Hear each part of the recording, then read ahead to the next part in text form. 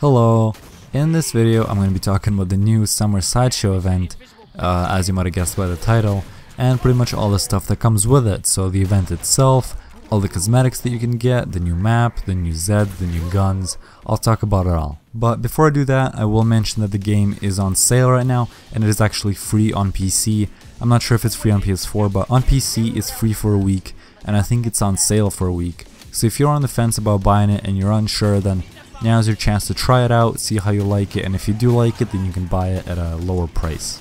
I just wanted to quickly get that out of the way just in case you're maybe unsure about buying the game. That way you can start downloading it as soon as possible. First things first, let's talk about the most obvious thing about the update, the new map. The new map is called Tragic Kingdom, and it's pretty much a second amusement park. If you played the first game, then you'll know that there was an amusement park in it as well that was used in the Summer Sideshow events. Visually, I really like this map because it kind of reminds me of the maps in the first game, because it really captures that atmosphere well. The atmosphere of kind of that you're the one being hunted, everything is broken down, decrepit, destroyed, and that this is a bad place to be in. I feel like a lot of the new maps are kind of like everything's polished, everything looks super nice, and that's not necessarily a bad thing. And I'm not saying they're bad maps, it's just I feel like they don't capture that atmosphere that the first game really nailed down. And I feel like this map is kind of like bringing that back, and I'm not sure if that's intentional or not, but I really like it and I'm sure a lot of other people do as well. Gameplay wise, this map is really fun and they've added a lot of cool new aspects to it, which I'll talk about a bit later. But what I have noticed about it overall is that it is kind of on the harder side. There are a lot of choke points in which you can just get killed, like small tunnels and stuff like that. And the open spaces that you're given have a lot of places where zeds can come from, so they aren't ideal for surviving. I found that for me the carousel worked fairly well, and usually when I got overrun there, I would just run around the map in circles. I'm sure that as we play this map more, someone's gonna find an optimal spot, but so far I haven't really found anything that works for me. There have been a lot of cool new aspects added to the map, one of them being the power and the traps. This kind of reminds me of COD Zombies, where you have to turn on the power and then that gives you the ability to activate traps. That's kind of similar to what's going on here. You spawn in the tent, and then if you go behind the tent there's this generator which you can start, and that turns on power for about 2 to 3 minutes I think. And that allows you to go around the map, and around the map you can press different buttons which activate traps. I'm sure like in the video you'll see me using it. I've also found that the power really lights up the entire map, and I think that kind of makes it easier to play because you can just see better. And I do think that if you are going to be playing this map, it's best to keep the power on for a majority of the time, because like I said, you're going to be able to see more stuff and I guess land more headshots. I don't know, I just like it more lit up. Another really cool aspect about this map is that they have added a bunch of games around it. So there are 3 different ones, and what you gotta do is you pretty much walk up to the booth and then you put in 50 bucks into the basket. That should start up the game. The easiest one I think is Dosh Toss, and in that one you pretty much just gotta throw money into the big boxes. That should be pretty easy. The next one is Dunk the Bloat. I think this one is a little bit more difficult, especially as it gets later on, because it speeds up and you just have to shoot the blue dots. And then you also have Pop the Claw. For me this one was the hardest. I was playing on solo and I couldn't get this one for the life of me. I kept trying and I just couldn't get it in time. But once I went into a public server, it's much easier to do when there are multiple people helping you out.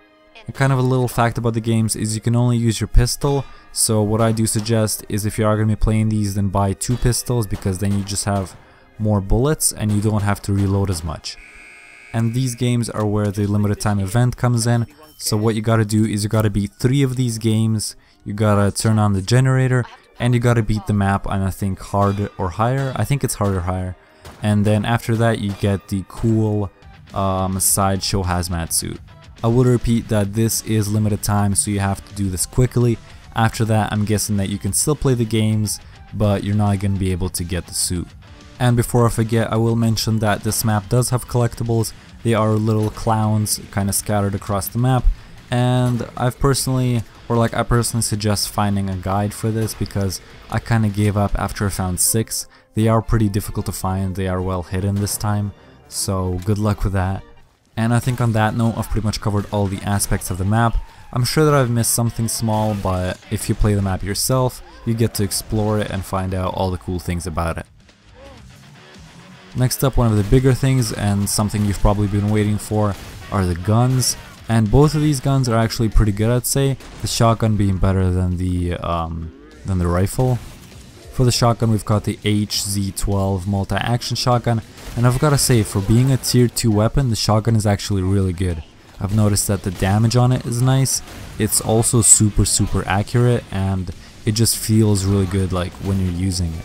The clip is also really big. I found myself just reloading in times when I still had a lot of ammo left. And overall, I'd say it's a really good shotgun. It's fiery, it can be a little slow at times, but I don't think that should hold you down that much. Another super nice thing about the shotgun is that it does only weigh 5, as opposed to other shotguns that are like 8 or something. So that's a plus, and you can bring like a medic pistol or something like that.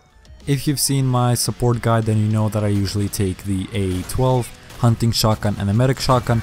But at this point, since this thing is released, I might actually think about replacing the medic shotgun with this shotgun. I'm gonna see how they fare against each other, and I guess I might update you on that if anyone really cares. But overall, this is a really good shotgun. I do suggest buying it if you don't want to start off with a hunting shotgun. This is a really good shotgun overall. The range on it might not be that good, but if you're up close and you've got tight choke on it, landing headshots is super good because pretty much all of your pellets are gonna hit. Next up, we've got the SPX464 centrefire. That's a long name, but this weapon is pretty much an upgrade of the lever action rifle. It is again a tier 2 weapon, and it is usable on the Gunslinger and the sharpshooter. Overall, it's a pretty good weapon for tier 2, but then again, like, it's tier 2. I don't really know if this weapon can fit anywhere. For the Gunslinger, for example, I do think that all of the other weapons are still better, or like all of the pistols are still better. Maybe if you did find yourself using the lever action as a gunslinger, then this can be an upgrade for you. I usually never did because I hate the lever action, but this is kind of an upgrade from it, so that's nice.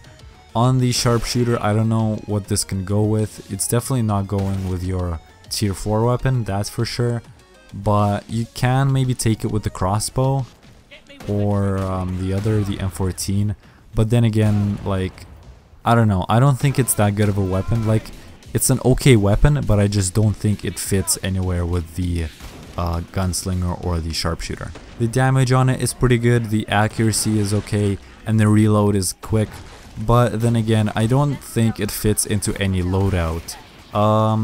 I do see this being used maybe as a sharpshooter on an early wave, like if you want to buy something, you don't want to just use the classic lever action, then you buy this. That's like a good purchase, I think, but it's not going to fit into any loadout.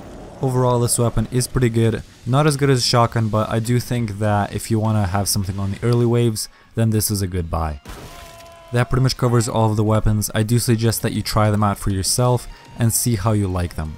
Another cool aspect that they've added into the game are these weekly challenges. This kind of reminds me of the stuff that Blizzard does in Overwatch and Hearthstone with their brawls, where it's like each week it's a new rule set and the game is different. I think that this is pretty interesting, and it's gonna keep the game fresh. Maybe for people that are bored, they're gonna have like a challenge every week, and I do think it's a good addition and it'll make the player base happier.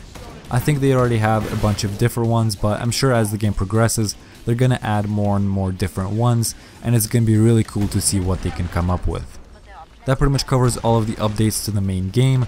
Now I'm just gonna talk about the zedconomy and kind of the Summer Sideshow Cosmetics that they've added. So with the Summer Sideshow stuff, what you have are these prize tickets, and you pretty much can get the orange one frequently. I'm not sure what frequently means, if it's like 5 per day or something, or if it's like 2 per day. I'm not sure. I'm sure someone knows. If you know the number of these drops, then please leave it down in the comments for others. Yeah, so you have this prize ticket, and you need 5 of those for a rare or better Summer Sideshow item. And I'm guessing that's like hats and the face paints and stuff like that. You can also get the gold tickets, which has a rare chance to drop, but that gives you a random precious Summer Sideshow item, which I think is really interesting, because like precious items are cool, and you don't get many of them for free. And you can also get the premium ticket, which is the purple one, the biggest one, and you actually have to buy those, but you get an exceedingly rare precious item. I'm guessing like it's something really special. I'm not too sure what that is. That pretty much covers all of these Summer Sideshow cosmetics. You can only get these tickets and items for a limited amount of time, so make sure that you get them now. And now for the other zedconomy stuff. They have added some Firefighter Cosmetics. They also got new junkyard weapon skins, which I think look pretty cool. And they've also got Vietnam weapon skins. I've looked at these a little bit in the workshop. In my opinion, they don't look that good. But then again, maybe in the workshop they weren't as refined. So, I don't know, check them out for yourself, see what you think. And they've also added some gold stuff as well, as you can see firefighter stuff and the flare revolver. Some new costumes have been added. You've got the Horzine combat uniform, and there's a bunch of different variations of that. I think everyone got the free one, the free like 3 different colors, and then you've also got the hazmat suit, which is kind of a callback to the first game where that was a character, so I guess they've got that in the game now. And these are a little expensive, I thought. It's like $6.50 Canadian or something, with like for one costume, which I don't know, it's a little too much for me, but you always have that if you want to pimp out your character. Other than that, that's pretty much it for the cosmetics. They've also added one new comic, so I'll link that down in the description if you want to read that. And of course there's also a bunch of other smaller changes, which I'll link down in the description as well if you want to read over those. There's some perk changes, map fixes, smaller stuff like that. And I think overall that pretty much covers the entire update. I don't think I missed anything, but if I did, leave it down in the comments. I'll try and answer that. And I hope you enjoyed the video. If you did enjoy and if it helped you out, then do leave a like, it helps me out. If you're interested in more guides about Killing Floor 2, then there should be a playlist in the description where you can check those out. And if you want to follow my content and just stick around, then either follow me on Twitter or simply subscribe to the channel. I hope you enjoyed the video, I hope it helped you out, and have a great day.